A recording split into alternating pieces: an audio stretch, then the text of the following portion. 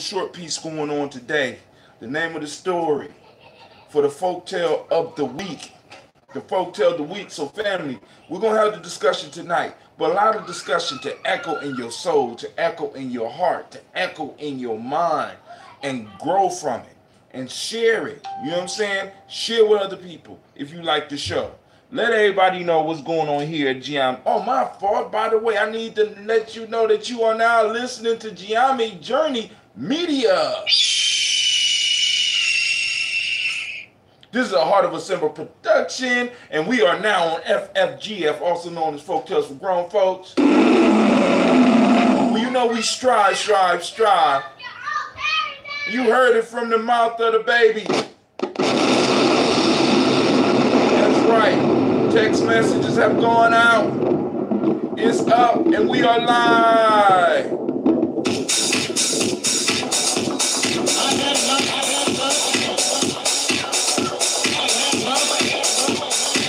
Shout out to Brother Shaka. I see you in the house. Peace, this is Brother Hatim, and you have joined us on Gye-Nyame Journey Radio. Be sure to check out our site and subscribe at tribe.gyenamejourney.com. All my brothers and sisters, hold hands and bow your heads. Let us pray. God standeth in the conduct of the mind. He dwelleth amongst the gods. How long will you judge unjustly and accept the persons of the wicked? I say, in the form of fathers, whose justice is afflicted in the needy, the wicked before a needy, live them out of the hand of the wicked. They know not. Shout out to Miss Lilo, I see you out there. All the foundations of the earth are out of court. I said, your God. Oh man, we're gonna have it's gonna be it's a short folktale, what a conversation gonna generate. God shall inherit all nations. Allah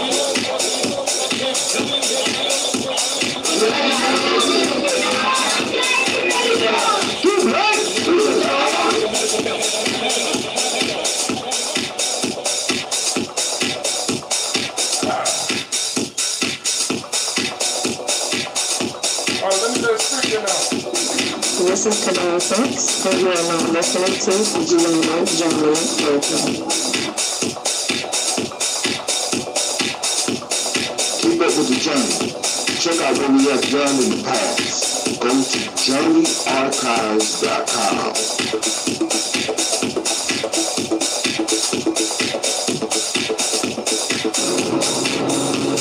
This is Abby Sheik, aka Ace, live from Shisha Lounge, and you are now listening to Gye-Nyame Journey Radio.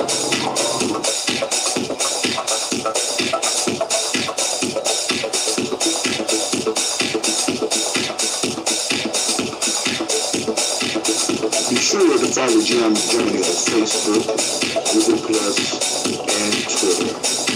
Check us out. Join the journey. About to go down. Get your water. Stay hydrated. I ain't drink my quiet mouth. You know, in the middle of trouble, get up and go use the bathroom. And you are now listening to Gye-Nyame Journey Radio.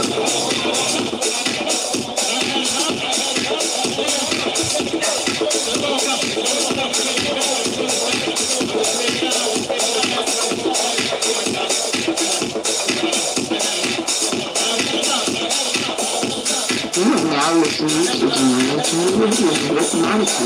Enjoy.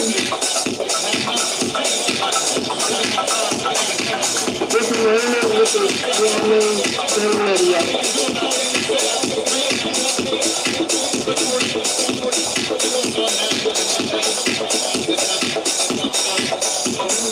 This is Willie. Welcome to Gye-Nyame Journey Radio. I want to give a shout out to Silver Kevin, all my Silver Nation out there. I want to give a shout out to my mom.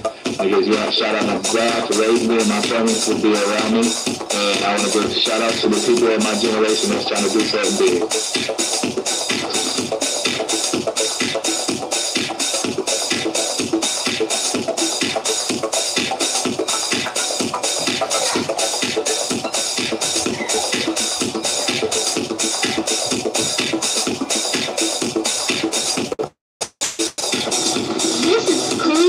and you're listening to Gye-Nyame Warrior. Peace, hotel. It's Mansour Hotel, aka Mr. Deity. Mr. Deity doesn't sound good. I think it sounds great. Right now, you're listening to Gye-Nyame Radio. If you're not adding anything to the culture that you claim, you won't deserve to carry its name. This is Brother Hotel Code at you live, and you are now listening to the Gye-Nyame Radio. Shout out to the Gye-Nyame tribe, Gye-Nyame family, stand up. Gye-Nyame family, stand up.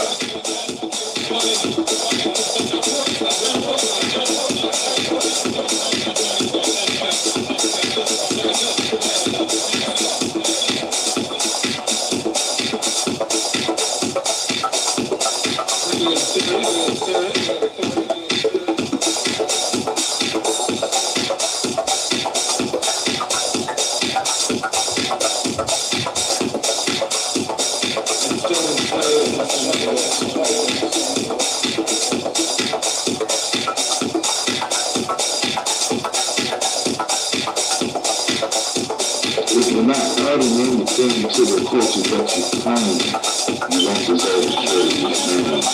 This is Brother Hotel Code at you live, and you are now listening to the Gye-Nyame Radio. Shout out to Mr. Sasha. Stand up. You are now listening to Gye-Nyame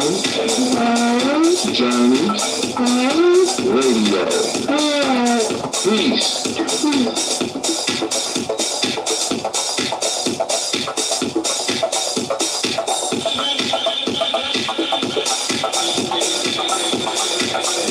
This is Gina. And you are now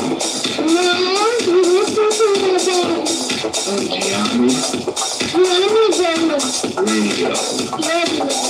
Peace.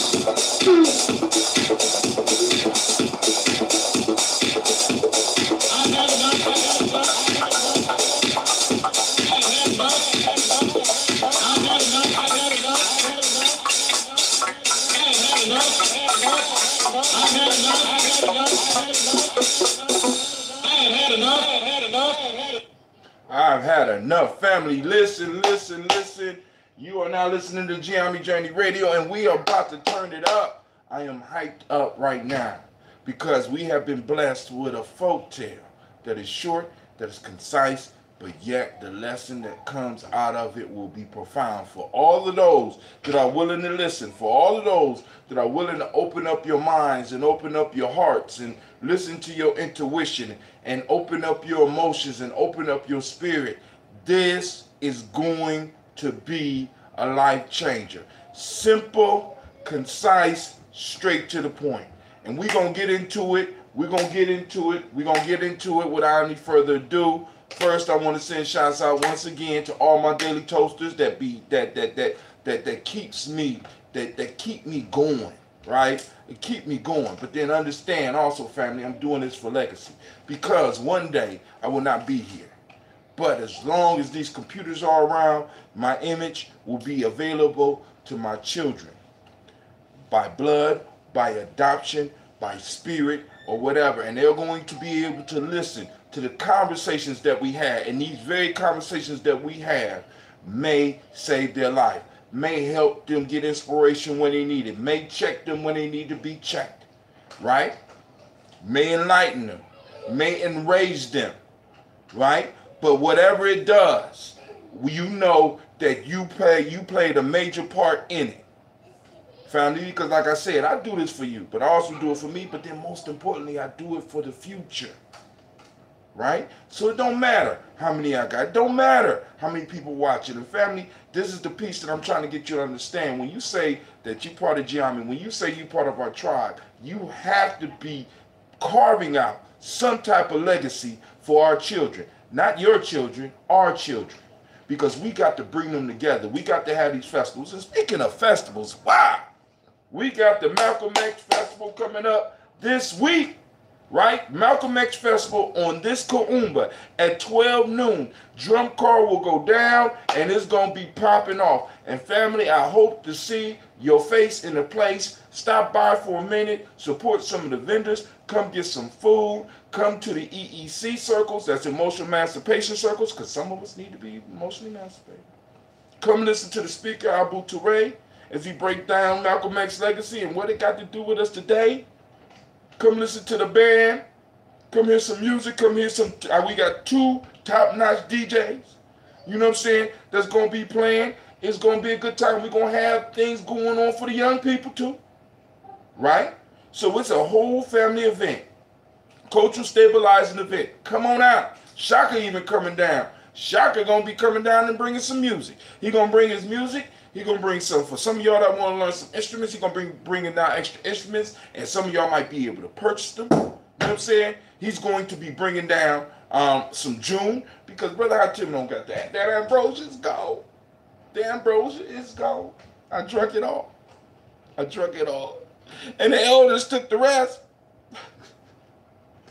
But I'm happy, right? I'm happy and I'm joyous and I'm glad that we have this time together. I'm glad that we have these shows together. We do 9, listen to me, 9 shows a week. 9 shows a week. 9 shows a week. 7 of those shows, we dedicated it to our ancestors, which means that every time we lift up our glass and we toast our ancestors together, family, we come closer. We become stronger. We're feeding our ancestors with our thoughts. We're feeding our ancestors' spirits. We are giving them the power to intercede for us. And some of us that have been doing it, we have been seeing some of the intercessions in person, live. So family, this is not for play. This is not pretend. This is real. And I want to thank each and every last one of you for joining me. Man, I wasted water on myself. So now, let's get into this folk tale. Shouts out to Miss Vanessa. I see you out there. I see you. Right? So here we go, family. So y'all ready for this folk tale? Here we go. Remember, these folk tales are not for kids. We're going to get into some adult conversations. So you know it's going to be some cussing and some other stuff might pop up. You know what I'm saying? So put the kids to bed. Put the kids to bed. All right. This name of the story tonight is called The Two Bags. And I'm going to get into this one, man, because I forgot to read it for y'all this morning. So I read it right before I left. This call is so that I can go and think about it. And I've been thinking about this folk tale all day. It's been popping up. But we just was joined by Lady J. Lady J is on the line, my co-host on this evening. As usual, this is her show. Folk Tales for Grown Folks. Why you laughing? You're funny. Okay, I'm being serious. You tune in either on this one or the Tribal Quotes. So if I'm not here, if something happened to Brother Hatim, you or Brother Shaka will take up the mantle and keep this going in some form or fashion. Period. That's how we do it. You understand what I'm saying? So, Lady J, what's going on with you? I'm going to keep it brief today. I ain't trying to start no mess. But I was lost yesterday, Hatim. Some days I am totally engrossed in my mission, right? You're supposed to be, but go ahead. So, yeah, I'm totally engrossed. So I miss certain things. So I'm cruising on Facebook yesterday, and I see these memes, and my guy friend in Las Vegas, he's the one sharing them, and it's like hashtag caring. So I'm like, what is hashtag caring? So I look up hashtag caring, and I can't find anything, right?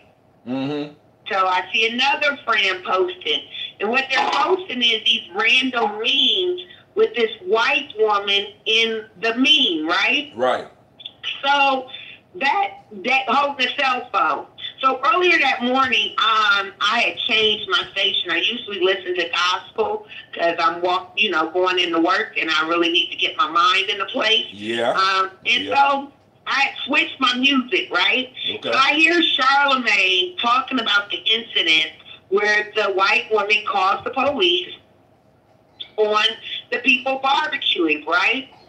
Okay. And so I watched that, and I'm like, I listened to it, but I don't think nothing of it. You know what I'm saying? The dots are not connecting for me.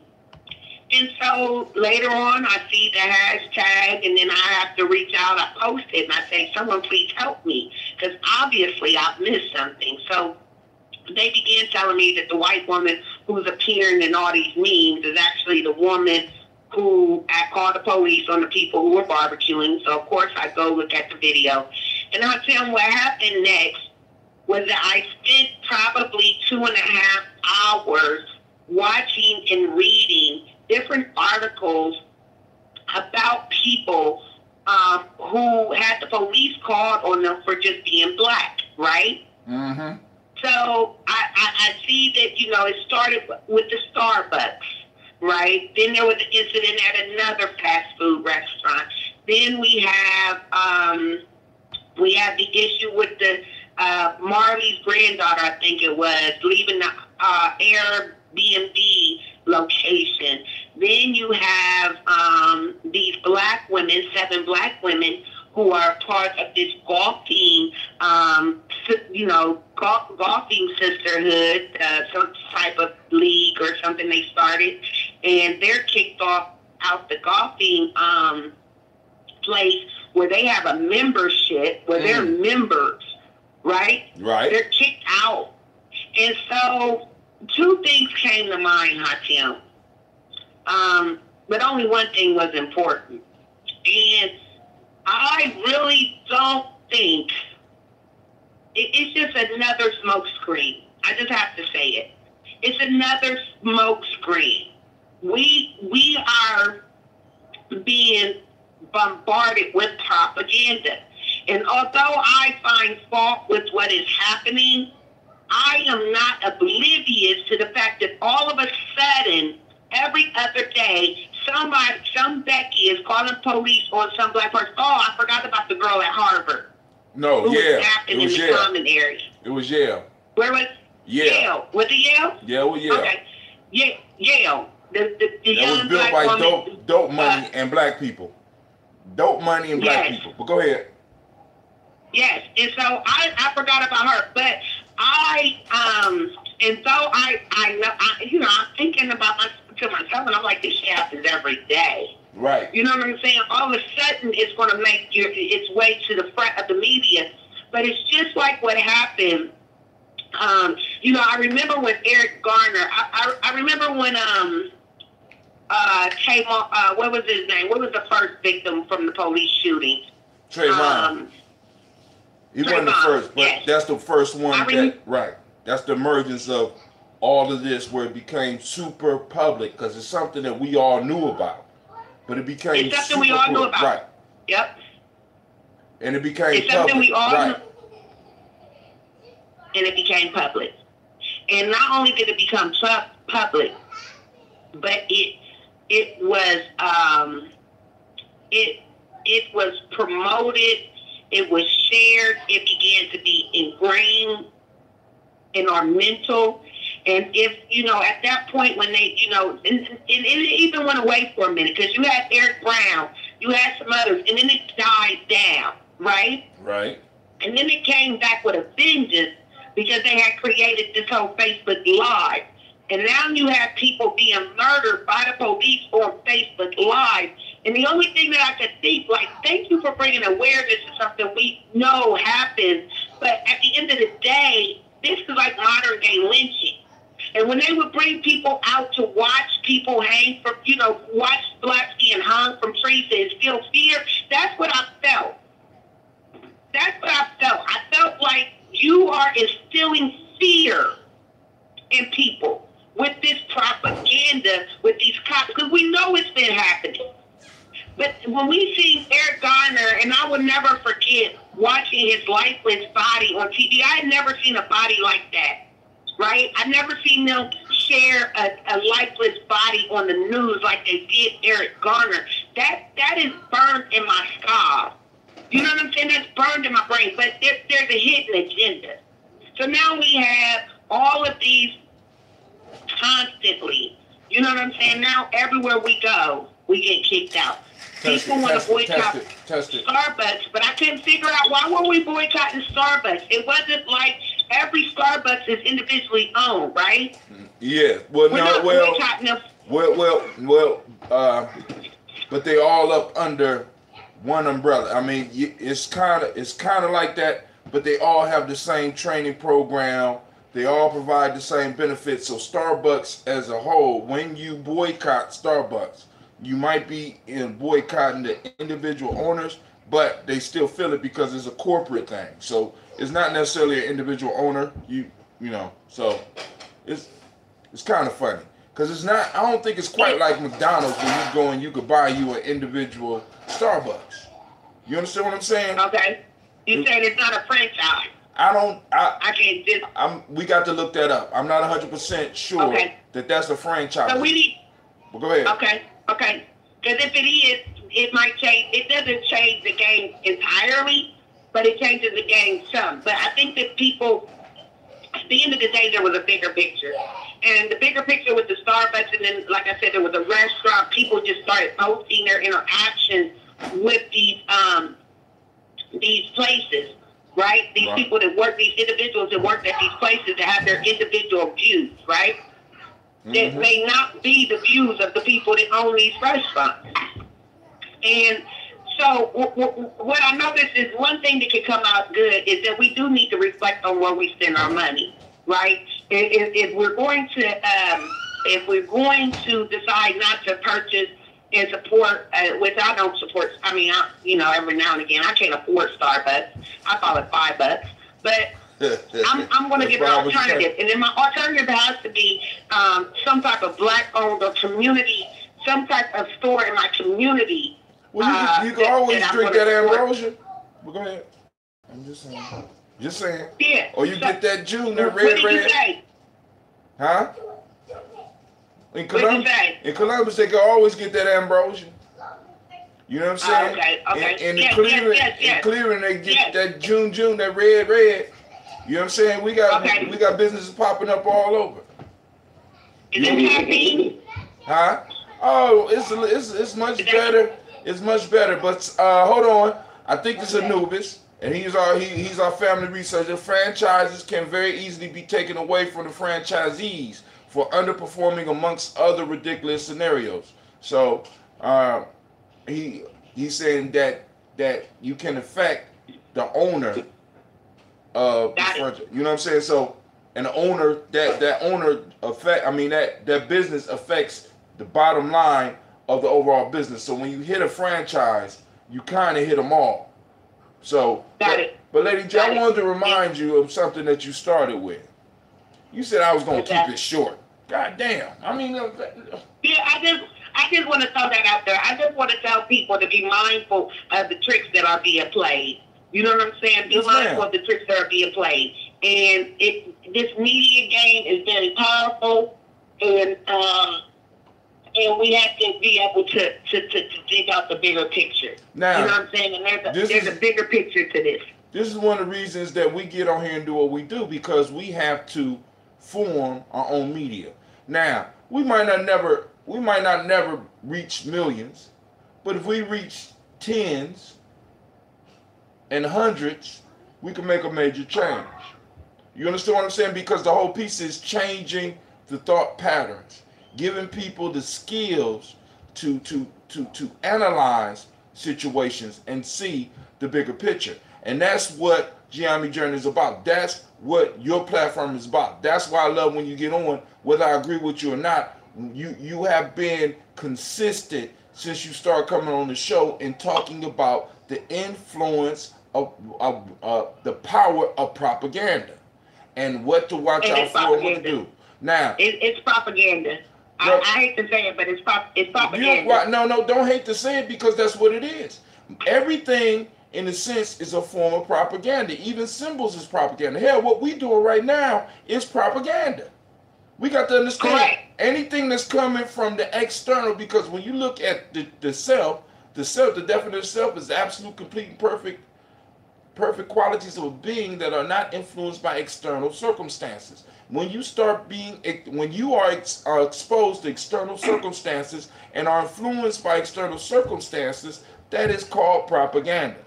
So all of this is propaganda. School is propaganda. The news is propaganda. The cars is out there. They use propaganda to buy, to sell it to you. But Brother Shaka's on the line. He's been waiting so patiently. Brother Shaka, go and share what you need to share before we go on and get up on this thing and break down this simple, beautiful folk tale. I just want to get it all the way down to these two bags. I think we can. I think we can just go right into it. We don't need no segue. We don't need no shocker moment. I like where it's going right now. All right. Shaka, will I see you this Friday? Yes, you will. Okay, I just gotta say one thing, last thing. Do y'all know what hashtag Karen? Do y'all know what Karen is? Yeah, we do. The lady with the called the police on the That wasn't her name, though. That wasn't her name. So I found out today. My students and I do a news circle every day, and this was the news that I shared with them to let them know how people are calling the police for nothing, right? And so one of my teachers who's different, she let me know that Karen is a name ascribed to white people. She said nosy, but also to that white person. Her example was Karen is the name for the white person who brings the potato salad knowing it's bland. So we just call people Karens. I didn't know that until today. So these certain white people who may call the police for no reason, exhibit some of the behaviors that we've seen with some of these white people who are calling the police for no reason at all, having, this foolishness. But also, you got to take it to the potato salad. Right. If you got work at a job and Karen keeps bringing potato salad, knowing she don't put no seasoning in it, no relish, I don't know. That's how she eat it. That's how Karen eat it. Let Karen be Karen. God damn it, grab your salt and grab your hot sauce and go and enjoy it. Don't eat that shit if you don't want to. Let me tell you real quick. I can't tell y'all what school I work at, but I'm gonna tell y'all what the lady over the Black History potluck did this month. Normally you can put up a sign-in sheet and you put your name and what you bring in. This year it was a secret. She contacted all of the colored people in the building, asked them what they wanted to bring, and then assigned the non-colored people what she wanted them to bring. So they were allowed to bring napkins and plates and forks. They were not allowed to bring things like greens. They could only bring ham if they went and purchased it at the Honey Baked Ham store. It was mildly comical, but it wasn't. I thought we were all going to be in trouble.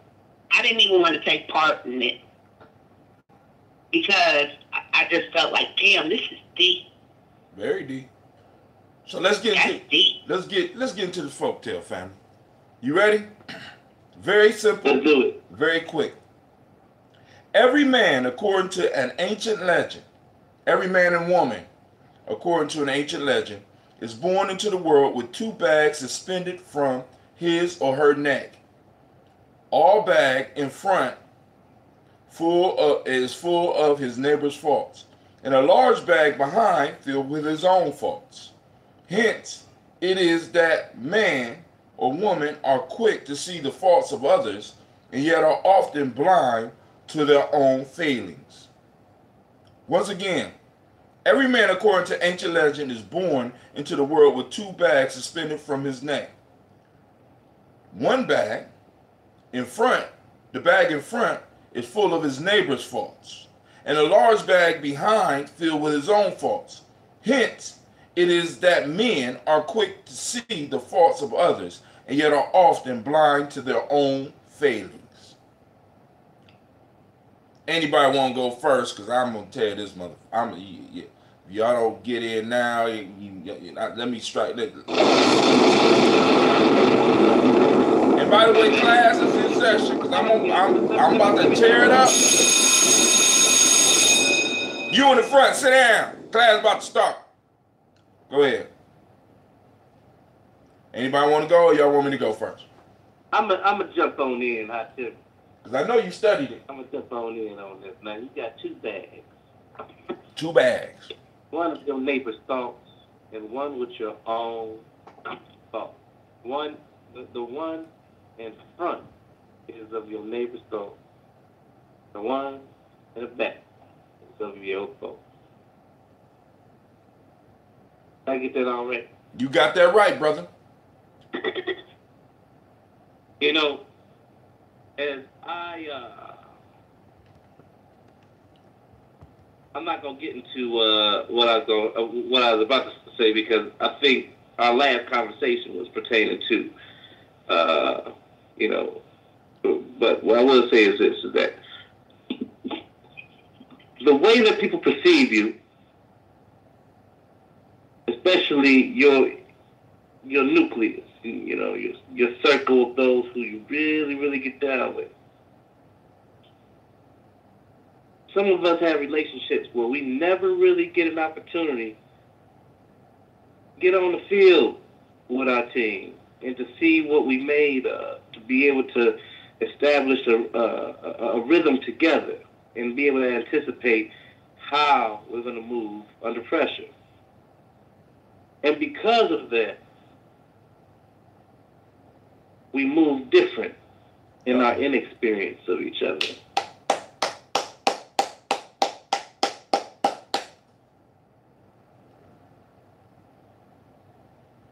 And with that being the case,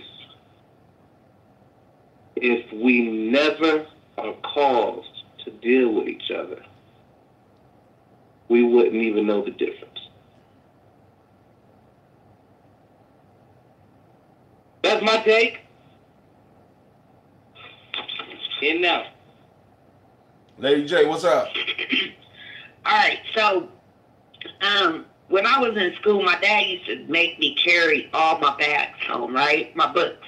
Mm-hmm. So every day I had to bring home all my books. It didn't matter if I had homework or not, right? Because he was going to assign me some homework. And so this book bag was really heavy when I carried it on my back. So sometimes I would flip it to the front, and I would carry my book bag that way because it seemed like it didn't put as much pressure on my shoulders. And so with that, I'm just thinking it's kind of easier to carry that load in the front sometimes versus on your back.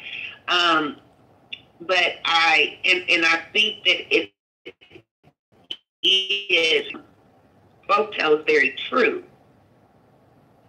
However, I think that what sets people apart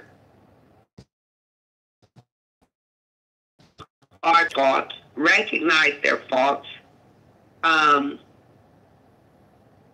and work to improve upon their faults. And I think that those are the individuals that are able to do that. They kind of stick out amongst their peers. Reason being is because you can't tell, like that person, an individual who's already looking at their faults and know their weaknesses and their areas for improvement, that's kind of their focus. You see what I'm saying? They're not focused really on what they do so well all the time. It's what can they do better? What can they improve? So they kind of got that that growth mindset versus a fixed mindset. They're looking to grow. And so what I find out is the individuals like that, they're different from the rest. They're different. And, yeah, they have integrity. They're a little honest, and probably sometimes too honest. Because if I'm willing to be honest with myself, I can be honest about a lot more things than you can be honest about. You can critique me, and when you critique me, I'm not offended because I've already acknowledged what I'm carrying on my back. I acknowledge that load, and I'm working through that load, right? Mm-hmm.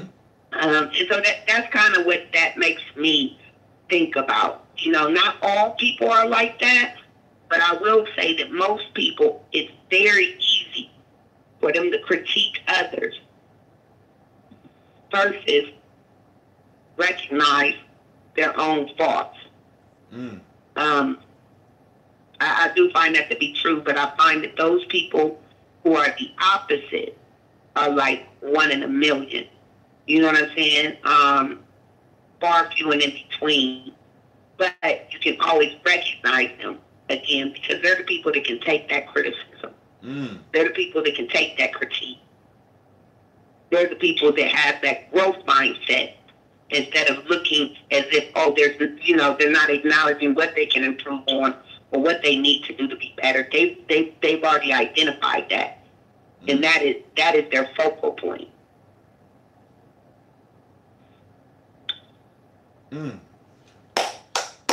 Let's get it. So now, family, check this out. This right here is what I call a Gye-Nyame journey moment, right? Because this right here forced me to have to look at how to connect this back to Gye-Nyame, right? So now there's a certain lesson in Gye-Nyame where we go, what is the sacred text of Gye-Nyame? And brothers say P82. And for those that don't know what P82 is Psalms 82. And Psalms 82 starts off, says, God stands in the congregation of the mighty and judges amongst the gods. How long will you judge unjustly? That's the first two verses, right? Maybe it might be the first verse. I'm not 100% sure. But this is the point that I want to get at because they both covered it. But I want us to really pay attention to this, right? In the story, we have an individual. Or it said that man and women were born with two bags, one in front, one in back. And we could only see our neighbors' faults because they sit right on us. And Lady J talked about us being able to take criticism. But the one thing we have to understand, family, is that when we find our tribe, when we build in our tribe, we have to understand that we're building our mirrors. Because oftentimes, we don't get an opportunity to really look at ourselves. And we need other people to help us identify what our faults are. What are we?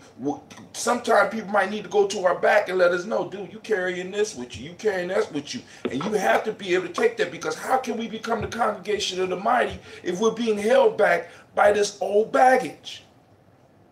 You know what I'm saying? If we're talking about standing, and I want you to understand how a congregation of the mighty stands. When we open up our ceremonies, when Native Americans open up their ceremonies, when African people open up their ceremony, we open them in a circle where we all facing each other, where we are able to turn around and we look across at each other and we are able to be honest, or we should be honest with ourselves. Family, when you find in a tribe, one of the things that you have to find is people that care about you enough to be your mirror and allow you to see yourself. Because most of the day we go through what we go throughout the day and not even see ourselves. And you need people around you to always remind you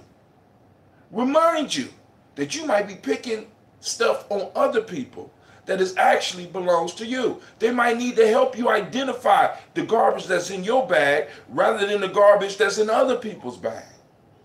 And that's how we build a congregation of the mighty. But go ahead, Shaka. Sometimes it's necessary. Just today, I was having a conversation with one of the young interns, and he said, "I'm just an intern." But one thing I'm gonna say is that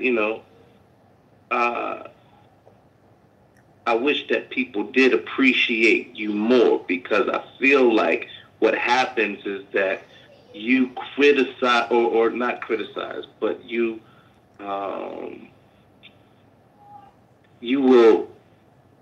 will question the integrity of the collective, and then become ostracized. And then when you come back with an idea, even, you know, something very ingenious, and that would even ostracize me more. Say it one more time, Shaka, please. Say this one more time. He says that amongst my collective, I would challenge the integrity of the collective and become ostracized because of it. But then what I add to the collective to establish some support, that gesture causes me to be ostracized more. And that means you're not dealing So with he said, you're not dealing with Shaka, Congregation of the Mighty. Shaka, did someone share with you my recent experience? Because this just happened to me last week, Shaka. no. What happened? It just happened to me. I shared an idea. I went to my boss. I asked my boss, could we do something last year, earlier in the year? My boss said no. I refined my proposal. It was Teacher Appreciation Week, so I wanted to do something special for the teachers. Well, the second time when I take it to her, she says yes. We put it in motion. The teachers were upset.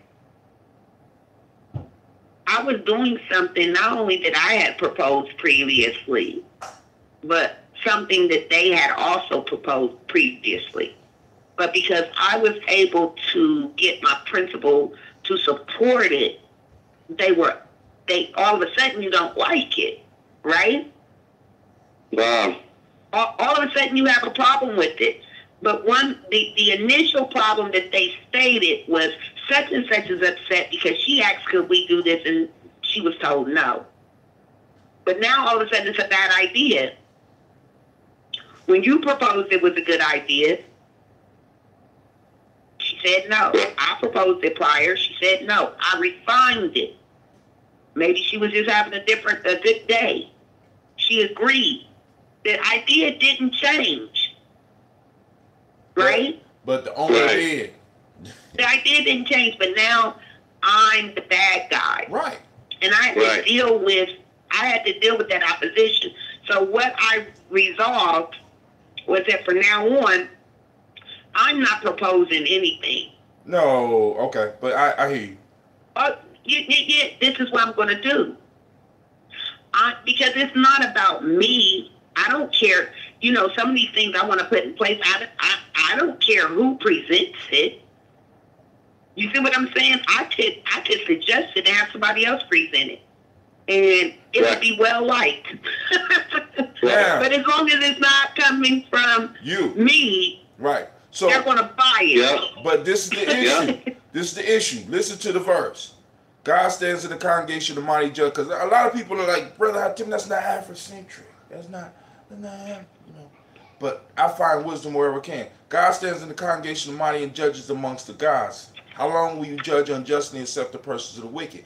Part of what we're dealing with, because we're not going into congregations of mighty, we're not even going into our congregation. Many of us have to separate from our congregation of the mighty, from those supports that we have. We have to leave our circle and go into other people's circle. And because we walk in feeling mighty, feeling like gods and goddesses, feeling like we deserve something, it makes other people want to belittle us. It makes other people look at us and get upset. How dare you feel good?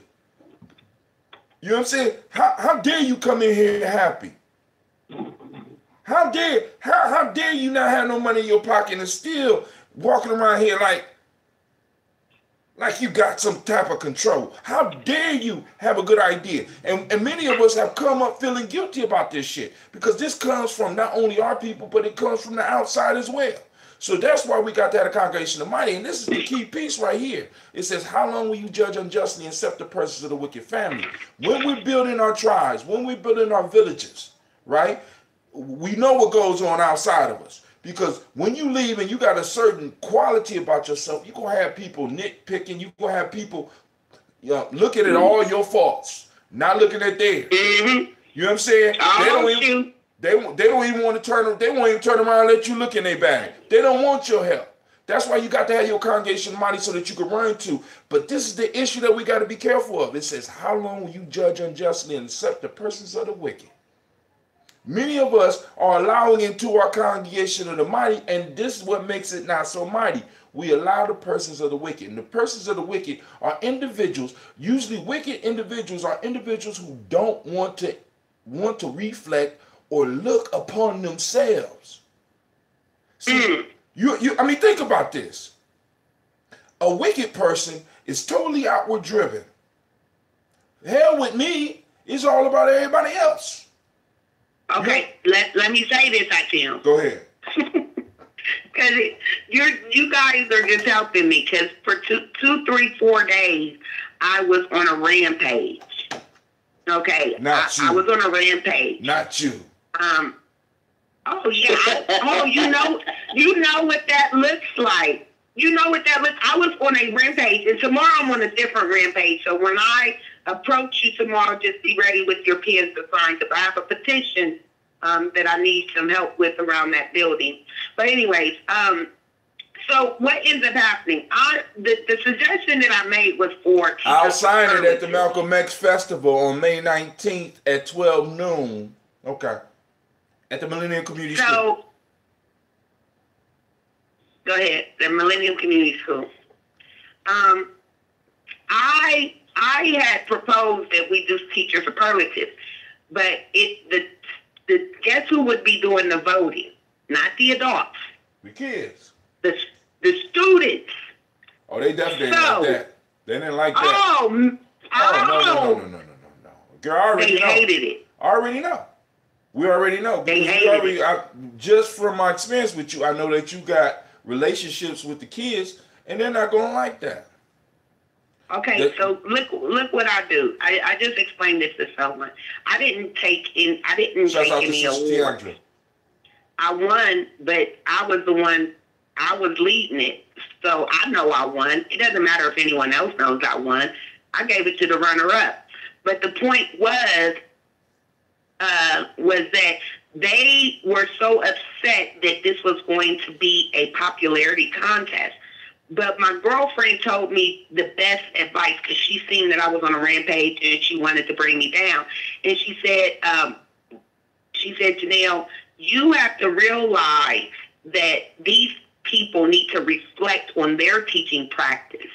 They need to ask themselves, why are the kids not voting them most inspirational? Because they're wicked. Teacher of the year. Most motivational, right? Why are they not voting for you? This was a time for reflection. This was a time for you to take that bag off your back and look at your flaws. But what they did is just what you said. They were too busy nitpicking. They weren't ready to reflect, which is, there's no teaching without reflection. If you can't reflect on your practice and what you do, you're no type of teacher. You're no type of teacher. That is an intricate part of teaching because we are students too. Right? And so I just wanted to add that. You're supposed to be because wicked people get stuck. You see what I'm saying? Because I want you to think about some of the roots of wickedness. Being stuck at a certain place. Being stuck in a certain mind state. Being stuck. That's part of being wicked because you can't do the internal work. You can't go no farther. So the only thing you can do is try to hold people where you are. See, when we talk about being part of the congregation of the mighty, right? This is why you got to come to certain places and get refueled. This is why I was mad when you left us.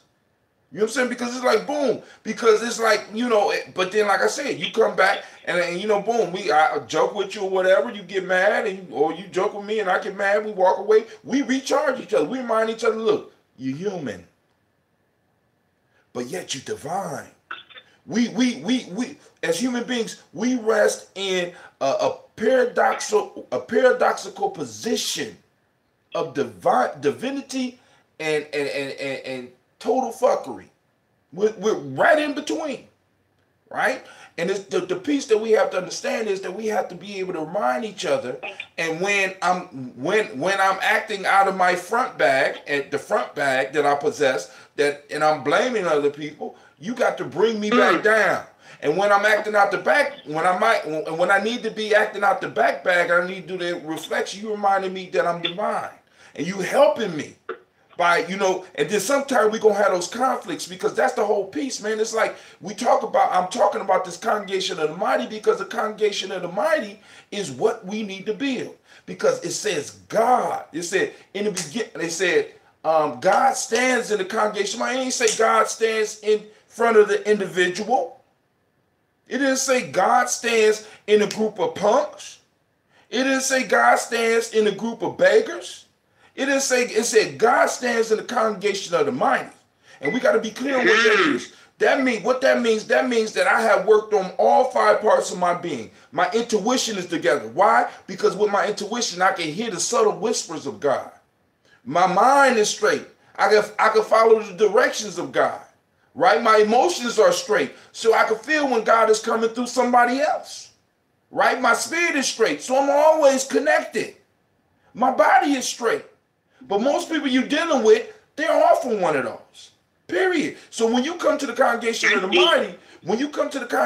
mighty, we force each other to have to improve. We force each other to have to go inside. We force each other by our arguments, by our disagreements, by us falling out. See, because the whole illusion is that we all supposed to get along all the time. It's supposed to be peace. Fuck that. I'm not with that. Nobody want to go someplace where it's always peace because it's boring. You ever had that friend that never tells you the truth? They only tell you what you want to hear? But then the question you have to ask yourself, is that really a friend? If somebody is doing you like that, right? Are they really their friend, or do they want something? They think they're being a friend. I found that you either got the person. I've had friends, people in my life who always validate, or I had the person who always comes with the what if. They never can basically take what I'm telling them and have empathy. You know what I'm saying? It's always I'm taking someone else's side. But it's not I'm taking their side because I believe that is what happened. It's that I need to give you another way to think about it. I need that person in between.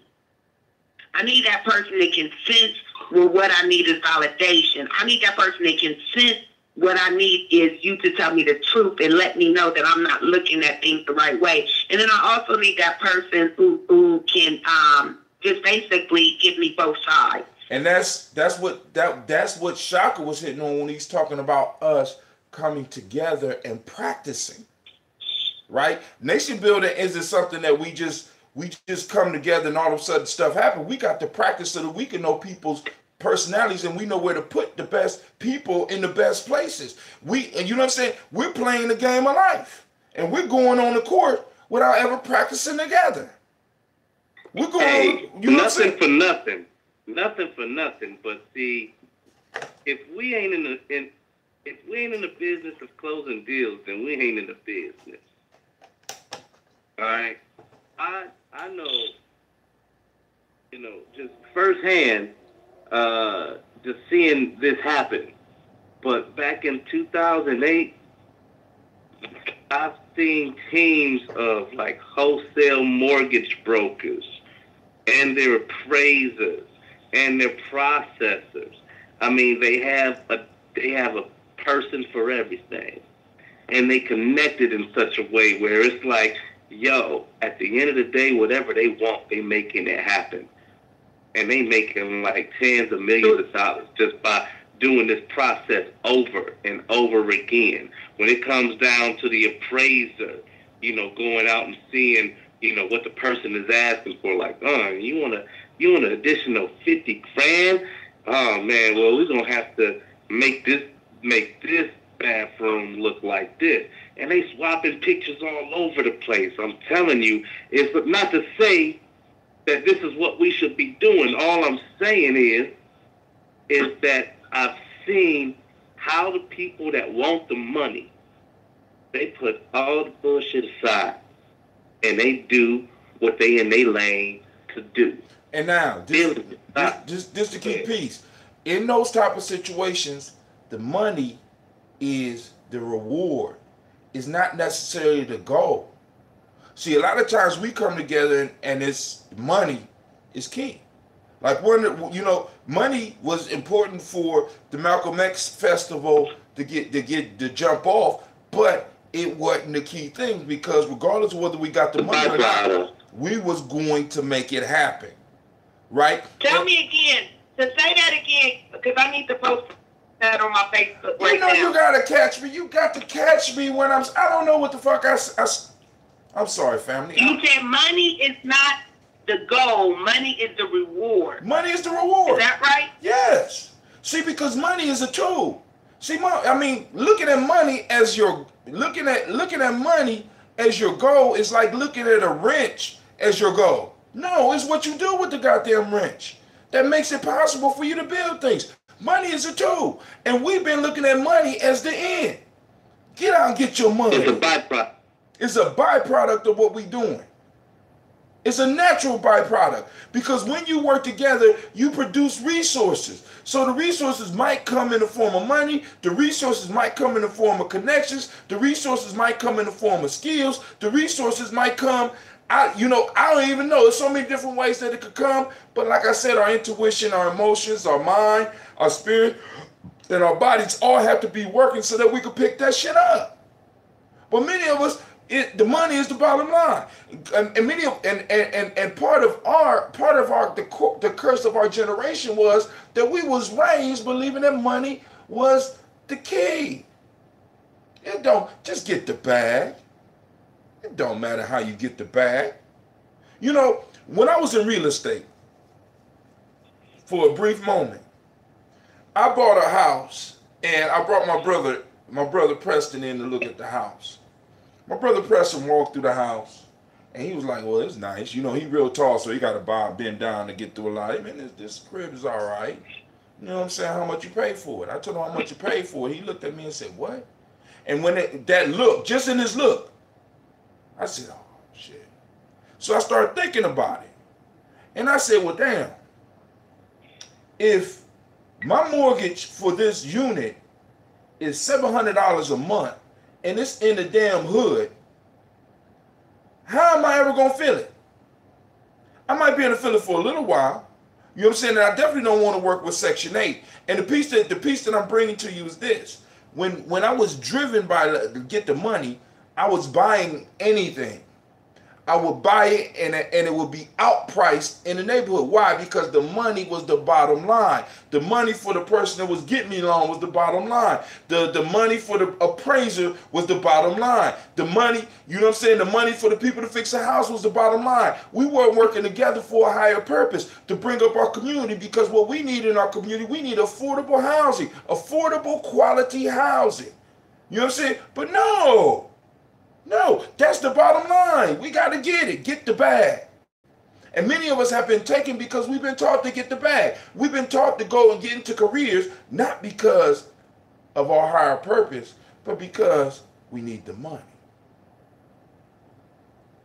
Right? And there was nobody in our circle to look and be like, dude, you're kind of greedy. Dude, that's not what you told me you wanted to do. Dude, you say you represent the community, but yet you charge. But I had a friend that would look at me and be like, damn, okay. You know what I'm saying? But just in how he said it, because oftentimes your true friends, They might not even say it. They might not even want to hurt your feelings, but you just see in that moment, in a gesture, because you've been practicing together. Y'all been, we practice together. We practice doing shit together. So when I seen the momentary decrease, I said, damn, I'm not doing something right. And that's how we got to be as nation builders. That's how we got to be as tribe. You know what I'm saying? And yeah, I mean, because we fuck ourselves up because we don't want to look at, we don't see, my next book is going to be called Freedom Within Limits.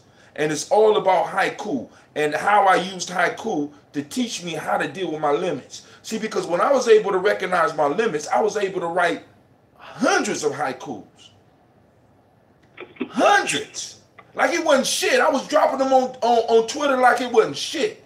Why? Because I started recognizing the limits, and in recognizing the limits that's within a haiku, I start recognizing the limits within my life, which gave me a freedom that I never had. Rather than me living aspirationally, I started living in the reality in which I was given, which gave me the power to start doing different things. And now I'm surrounding myself slowly but surely with individuals that recognize their limits. Why? Because my limit enables me to be the best at what I do. Somebody else's limit, recognizing where they are and recognizing their field, like you said, Shaka, staying in your lane. You know what I'm saying? We don't need a center trying to be the goddamn quarterback. We don't need a tight end trying to be, we don't need a tight end trying to be a guard. We don't need a wide receiver trying to be the fucking running back. We need everybody getting in their position and doing what they're doing. And what does the coach do? The coach reminds each one of them what they're supposed to do, and also he looks in their bag. You need to drop that attitude. It ain't about you. The coach checks that. That's what it's about. The team captain encourages you while you out there in battle. That's what they do. So everybody got their position, and we got to understand that. But we don't want to understand that. We want to be looking at other people's bag and ignore the bag that we carry. Another thing that Shaka said, too, is as far as that knowing your lane, or, you know, and where he talked about how these group of people, they all did a different job in the same career, in the same area, right? So they're able to link up. I think that goes to show. You go ahead and tell them about the Malcolm X Festival again, because Malcolm X Festival, May 19th. We will be having artists doing what they do. We will have vendors doing what they do. We will have children doing what they do. Right? We got a children's talent show. We also have a children's play. But also, I want to mention something else, family. Listen. For all my daily toasters, I need to let y'all know we have our daily toaster shirts. They will be going out after